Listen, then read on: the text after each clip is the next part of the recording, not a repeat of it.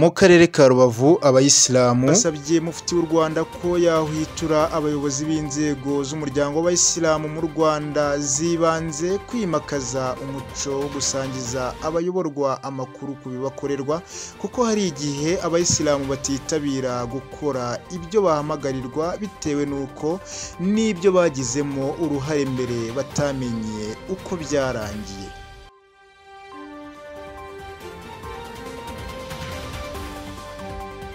Ndagusuje kandi ngo haye ikaze wo kurikirana Sharia TV, nkaba nje kukugezaho amwe mu makuru yiriwe avugwa mu idini y'Ubuyisilamu. Nge uje kuyakugezaho ni Ismaili Ibn Musa. Kuri uyu wa gatanu nyakubahwa mufti w'u Rwanda Sheikh Sindayigaya Musa yagiriye uruzinduko rw'akazi mu ntara y'Iburengerazuba, aho yaganiriye na komite z'imisigiti yo mu turere twa Rubavu, Ngororero, Rutsiro na Nyabihu na Karongi.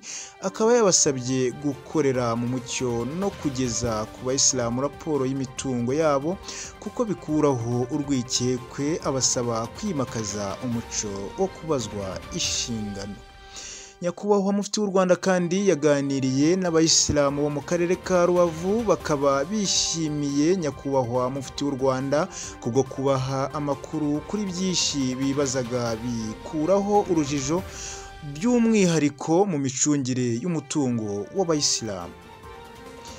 Abayisilamu kandi basabye mufti w'u Rwanda ko yahwitura abayobozi b'inzego z'umuryango w'abayisilamu mu Rwanda zibanze kwimakaza umuco wo gusangiza abayoborwa amakuru ku bibakorerwa, kuko hari igihe abayisilamu batitabira gukora ibyo bahamagarirwa bitewe n'uko n'ibyo bagizemo uruhare mbere batamenye uko byarangiye.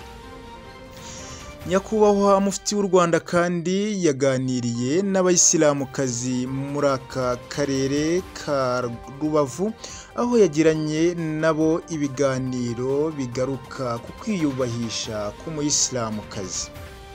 Mufti w'u Rwanda kandi yahwituye abayisilamukazi yuko bakomeza kurangwa n'indangagaciro zikwiye kuranga umwemeramanakazi, nyamara mu gihe hari abayisilamukazi bakomeje kugaragaza imyitwarire itari myiza ku myemerere y'idini ya Isilamu.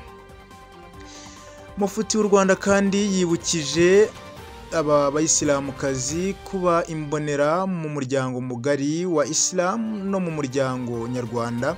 Yabasabye gusigasira ubumwe hagati yabo no gutanga umusanzu wabo mu iterambere ry'igihugu n'Ubuyisilamu by'umwihariko.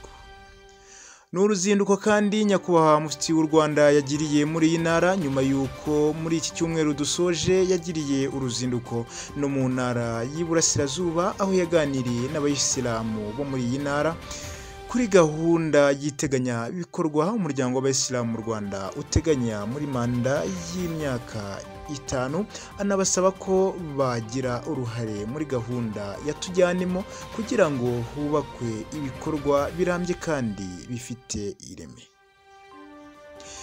Nyuma yo kubagezaho bimwe mu byiriwe bivugwa mu idini y'Ubuyisilamu, kandi turaza kubagezaho ikiganiro nyakubahwa mufti w'u Rwanda Sheikh Sindayigaya Musa yagiriye mu ntara y'Iburasirazuba, ubwo aherukayo mu biganiro yagiranye n'abayisilamu bo muri iyi ntara.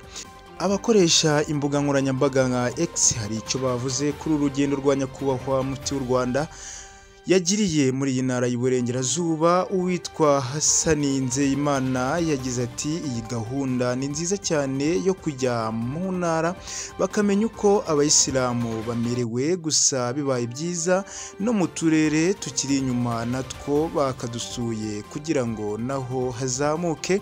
Mufuti yere kuba uw'abanyamujyi gusa, natwe atwereke ko turi kumwe nka Nyamasheke, akaza akatugeraho. Nge wakugezagaho ibi byose ni Ismaili Ibn Musa. Turabashimira kandi uruhare mukomeza mu kutwereka, kuko nibyo bidutera courage zo gukomeza kubagezaho amakuru agiye atandukanye. Mukomeze mugire umugoroba mwiza.